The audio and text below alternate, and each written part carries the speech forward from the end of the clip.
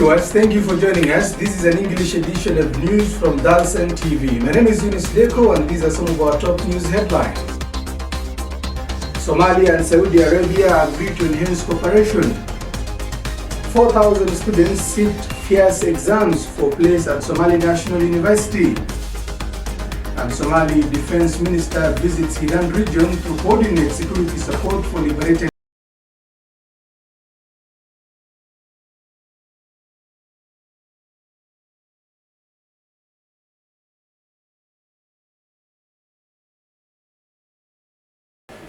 Welcome to this broadcast from Dalsan TV.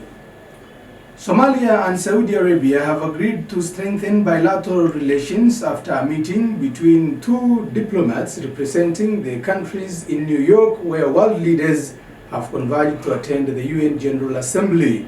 The foreign affairs ministers of the two countries have agreed to boost and enhance cooperation to advance Somali-Saudi relations.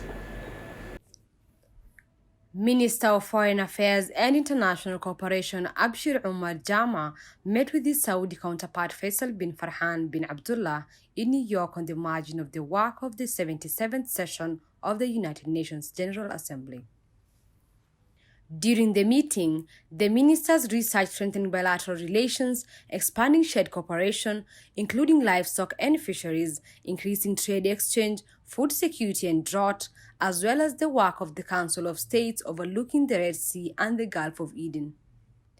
A statement from Somalia's foreign ministry, ministers reaffirmed the depth of historic ties that bind the two sister countries at the public and official levels, with the need to be made to achieve common goals at all levels.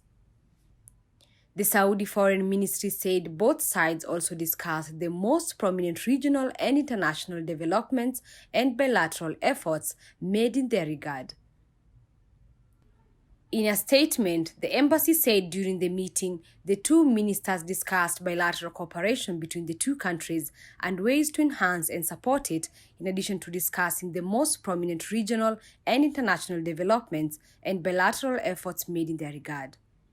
The meeting was attended by the Kingdom's permanent representative to the United Nations, Ambassador Dr. Abdulaziz Al-Wasil, and the Director General of His Highness, the Minister of Foreign Affairs Office, Abdul Rahman Al-Daoud. Meanwhile, thousands of students who recently graduated from the Federal Unified Secondary School exams have set for their entry-level exams at the Somali National University to secure a slot at the university, which is the only public free university in Somalia. The students who filled the school to the brim are seeking to be admitted to the university, which was reopened in 2014 following its closure after the collapse of the central government in 1990s. Nearly 4,000 students have been registered to sit for an exam that will allocate them an opportunity to pursue further education at the Somali National University. The students are part of 33,000 students who successfully managed to complete their secondary school exams this year. With the registration for the university on the rise, this year's competition has become much fiercer as the number of students set to be recruited by the university has dramatically increased. Thousands of students arrived at the main campus of the school, which boosts to fulfill its mandate to produce a skilled labor force with diverse academic training. The university, which offers free education to students, has conducted similar exam tests for students in Puntland and Galmudug. The rector of Somali National University, Hassan Omar Mahadallah, said the university accommodates up to about 75% of those who sat for their exams, depending on their performance. Mr. Hassan said the university has recorded a yearly increase of 22% of students enrolling for education since the university was reopened in 2014. isugu jira 3714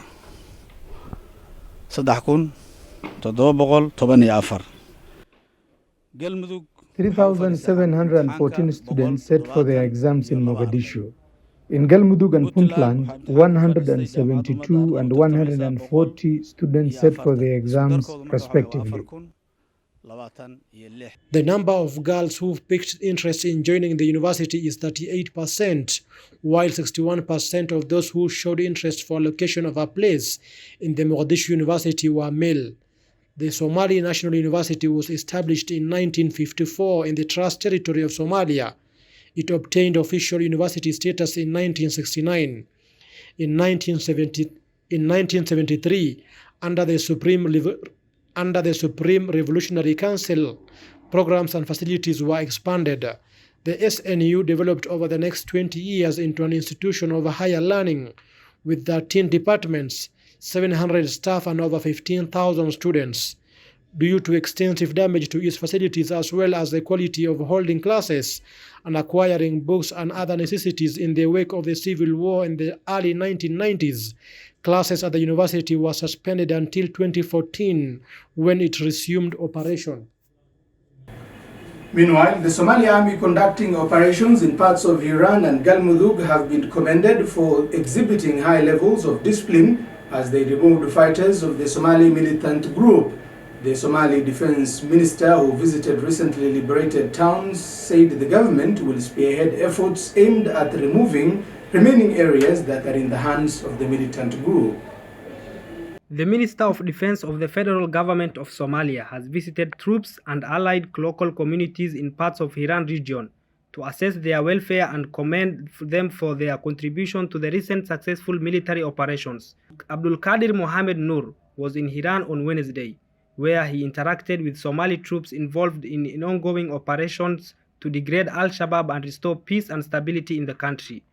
The minister, who has made several visits to the region where the Somali army are conducting extensive operations, said his tour was aimed at boosting the troops' morale as they continue with operations against the Al-Shabaab terror group. Dressed in a military fatigue, a show of commitment and readiness to fight, Minister Abdul Qadir told the soldiers that he was impressed with their high level of discipline, professionalism and good relations with the local communities, who have played a key role in the liberation of many villages in Hiran. History is writing itself. The whole of the Somali population have agreed to fight these men. The minister has told the officers that the government is committed to supporting their welfare and their families while deployed in mission areas. He commended the military for its contribution to the stabilization of Somalia, noting that SNA will continue operations in the region against Al-Shabaab. The Somali army has conducted military offensive operations with support from clan militia in a renewed effort to degrade Al-Shabaab and remove them from the areas they control. The group controls many parts of rural southern and central Somalia. Humanitarian, security and political developments, including the formation of district councils, were among the issues covered in discussion when top UN officials visited Jubaland. The officials held a meeting with President of Jubaland, Ahmed Islam Madobe, in Kismayo. The President of Jubaland State of Somalia, Ahmed Islam Madobe, has received in Kismayo a UN delegation led by the Special Representative of the Secretary General of the United Nations to Somalia. Humanitarian, security, political developments, including the formation of district councils, were among the issues covered in discussions today by the top United Nations officials in Somalia on their visit to Jubaland. This visit is one of several we are making to the federal member states to focus attention on the prolonged drought, which is the worst in 4 decades and has devastated and ravaged many parts of the country. Here in Jubaland, the drought has led to emergency levels. I urge federal and state officials in Somalia to continue to collaborate in addressing severe water shortages and drought conditions, and to make further progress on security and governance to respond to the needs of the people. The UN visiting high-level delegation also met members of Ahmed Madobe's administration and representatives of the local civil society. Ambassador James Wan said he discussed with President Madobe and his cabinet issues of stronger federal and state collaboration, peace and state building at both federal and state levels.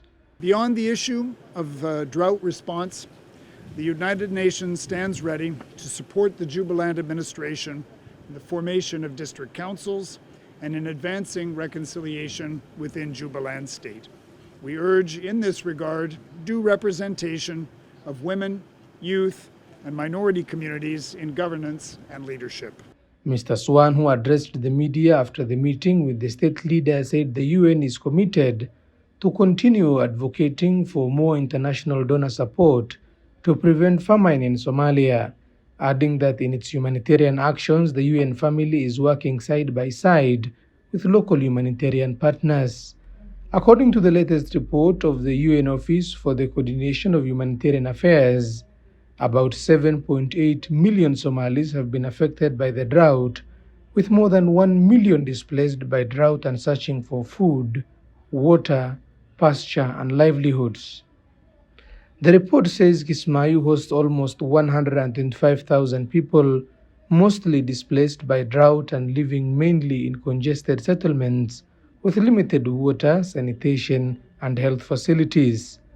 In the Gedo region of Jubaland, its capital Garbaharre hosts about 1,800 displaced families. This year's humanitarian response plan for Somalia seeks $1.5 billion to meet the country's most critical humanitarian needs. By the end of August, 65% of that had been received. Jubaland is the latest in a series of high-level UN visits around the country as part of the UN support to the federal and state humanitarian development and security priorities. Jubaland is the latest in a series of high-level UN visits around the country as part of the UN support to the federal and state humanitarian development and security priorities. The special representative has so far visited Puntland, Southwest State, and Galmudug. The delegation reiterated UN's commitment to continue to work together with President Madobe, his team, and the people of Jubaland as they build a better future. The Somali military infantry commander, Brigadier General Tahlil Bihi, has declared recent military operations carried out by the Somali National Army have been concluded and over 127 armed insurgent groups killed. The Somali Army now says it will move to Galmudug and other territories of the federal government of Somalia to liberate them from the hands of the group which has for over 15 years besieged the central government of Somalia.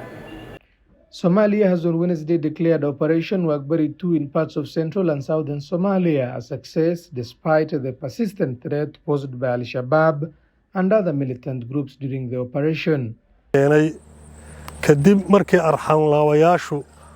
The Somali National Army's Infantry Force Commander, Brigadier General Mohammed Tahlil Bihi, said Somali security forces have killed 127 insurgents who posed a threat to the peace and national security of the country. Mr. Bihi declared the operation over, with Somali security forces now eyeing to flush out militants fighting for the group in Galmudug region. I'm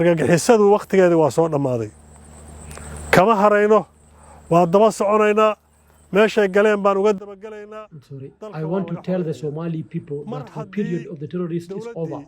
We will not relent. We will be following them to their hideouts and where they have sought refuge. They will be liberated from all areas. If the government, the Somali army, the local people, and the governor of this region are on one side, there are no chances for them to escape. We are more powerful than them. The commander said Somali soldiers had carried themselves in a professional and disciplined manner in the peace operations they have been involved in. He noted that the forces currently in Hiran were doing a good job, adding that a large portion of the areas had been freed from the grip of Al-Shabaab. Security forces have opened main supply routes connecting key towns including Bulaburdi and Beledweyne, which had been disconnected by road for many years by the militants. El Lahele, Nurfanah, Berhane, Bardere, Bo'o, and Garasiani are among many areas where security operations have been active.